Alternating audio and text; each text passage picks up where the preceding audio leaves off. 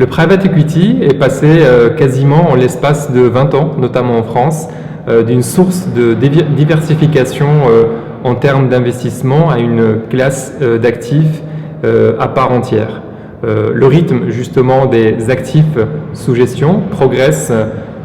d'une manière très importante, et ce depuis la crise 2007-2008.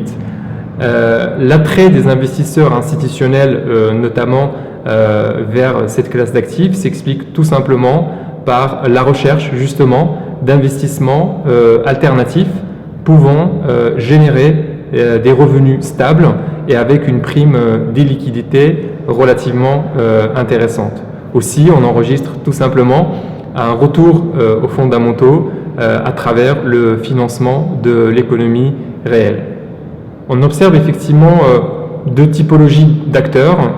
certains qui se sont positionnés très tôt sur le marché et qui ont un certain niveau de maturité relativement important, et d'autres qui essayent effectivement de se positionner, de profiter de cette croissance pour se positionner sur le marché. Mais en effet, quelle que soit la taille et la maturité de ces acteurs-là, en passant de l'investisseur institutionnel jusqu'au l'asset serviceur et l'asset manager, quelle que soit leur maturité sur ce segment d'activité, ils sont tous effectivement invités à revoir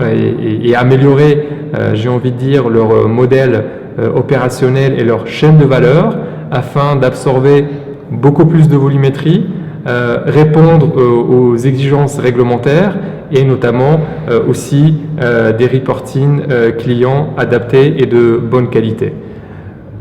Bien entendu, au-delà de la revue, la modification, l'ajustement du modèle opérationnel, profiter effectivement de l'émergence des nouvelles technologies dans la blockchain avec la tokenisation